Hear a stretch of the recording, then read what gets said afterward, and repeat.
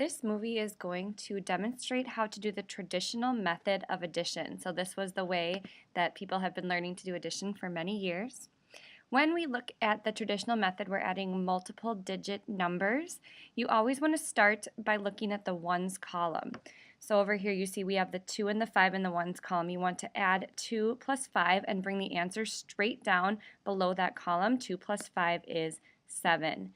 You'll then want to move to the next column. Here it's the tens column. 3 plus 4 is 7, and you want to bring that number straight down underneath those numbers. And you can see the answer is 77. This would be the most basic example of the traditional method. This is an example of the traditional method with larger numbers. You always want to start in the same place on the right-hand side in the ones column. You see that we have 1 plus 5 in the right-hand side, so we're going to add those together and bring them straight down underneath the 1 and the 5 and put a 6.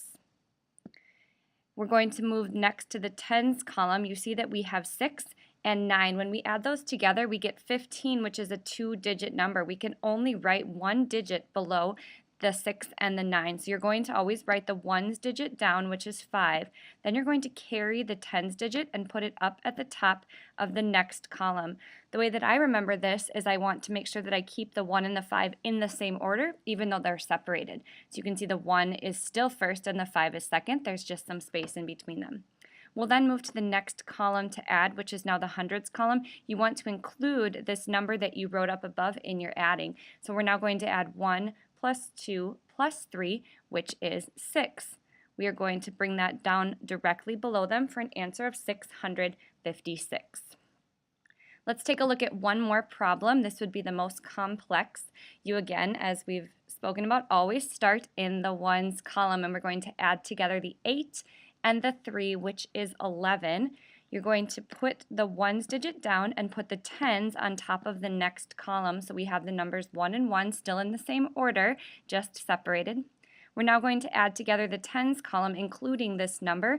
1 plus 7 is 8, plus 4 is 12. So we're going to put down the ones digit and put the tens in the next column.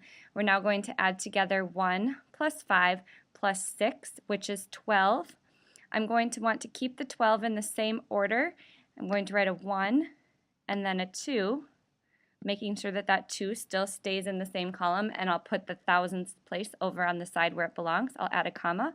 We have an answer of 1,221. And that is how you use the traditional method to solve multiple digit addition problems.